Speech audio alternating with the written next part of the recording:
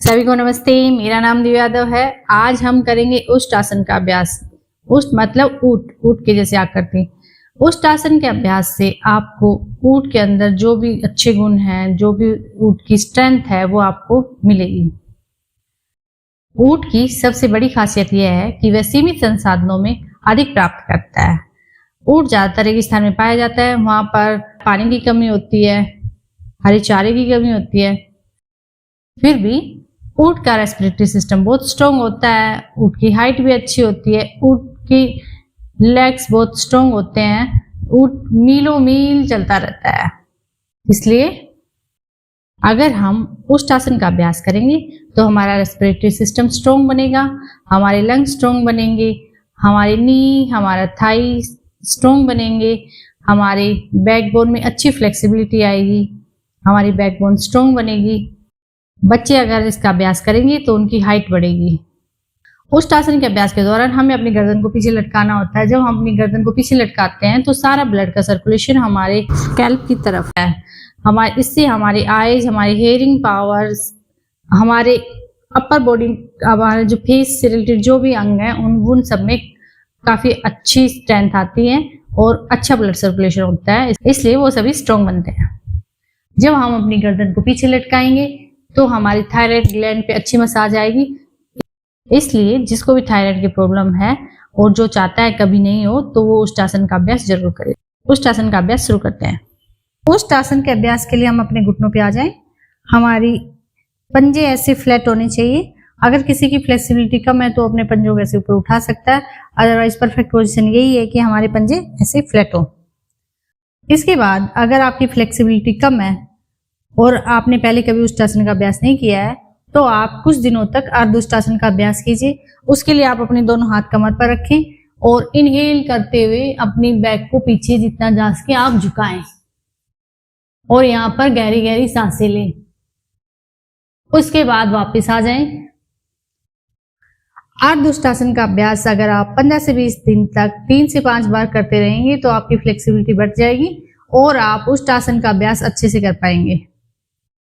अब हम उष्ट आसन का अभ्यास करेंगे। हम अपने घुटनों पर आ जाएं। इसके बाद हम अपना राइट हैंड लेके जाएंगे। इनहेल करते हुए राइट हैंड पीछे लेके जाएंगे और अपनी एड़ी को पकड़ेंगे। उसके बाद एक्सहेल करते हुए अपना लेफ्ट हैंड पीछे लेके जाएं और अपनी एड़ी को पकड़ें और गर्दन को पीछे झुका लें। गहरी गहरी सांसें ली। यहाँ पर आपको सांस लेते रहना है। जितनी देर आप सहजता के साथ रुक सके उतना रुकें। और जब आप वापस आए तो हमें सबसे पहले लेफ्ट हैंड को लेके आना है एक्सहेल करते हुए, फिर राइट हैंड को लेके आना है एक्सहेल करते हुए। इसके बाद हम वज्रासन में बैठ जाएं और गुरु प्रणाम करें। गुरु प्रणाम के लिए हम अपने दोनों हाथों को आगे फैलाएंगे, माथा जमीन पर लगाएंगे। जब भी हम गुरु प्रणाम करें हम अपने हिप्स को ऐसे उठाना है। हमारे हिप्स हमारी एडी के ऊपर ही टिके होने चाहिए।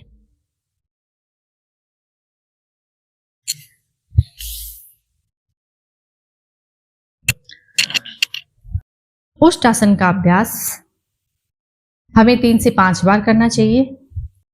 जब हम उष्ट आसन का अभ्यास करते हैं तो हमारी जब गर्दन पीछे जाती है तो सारा ब्लड का फ्लो हमारी स्कैल्प की तरफ होता है।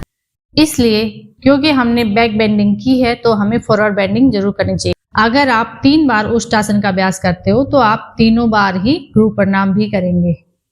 जब हम गुरु प्रणाम के लिए नीचे अपना माथा जमीन पर लगाते हैं, गहरी गहरी सांसें लेते हैं, तो आप फिर हमारा ब्लड का फ्लो सहज हो जाता है, हमारी सांसें नॉर्मल हो जाती है और हमारी बैक को भी काफी अच्छा रिलैक्स मिलता है। क्योंकि जब हम पीछे जाते हैं तो हमारी बैक पे थोड़ा स्ट्रेस आता है, वो अच्छे से स्ट्रेच होती है। तो हमें इसलिए जब भी उष्ट आसन का अभ्यास करें हमें आगे फॉरवर्ड बेंडिंग जरूर करनी चाहिए, अपना माथा जमीन पर जरूर लगाना चाहिए गुरु प्रणाम के अभ्यास में।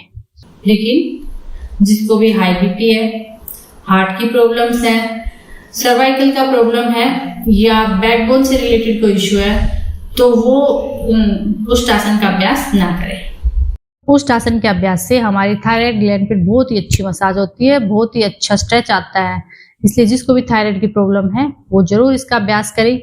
जब हमें ये कहा जाता है कि हम गहरी गहरी सांसें लें, इसका मतलब ये है कि हमें आसन के अभ्यास में अधिक देर तक रुकना है। तभी हम इसके ज़्यादा लाभ पाएंगे।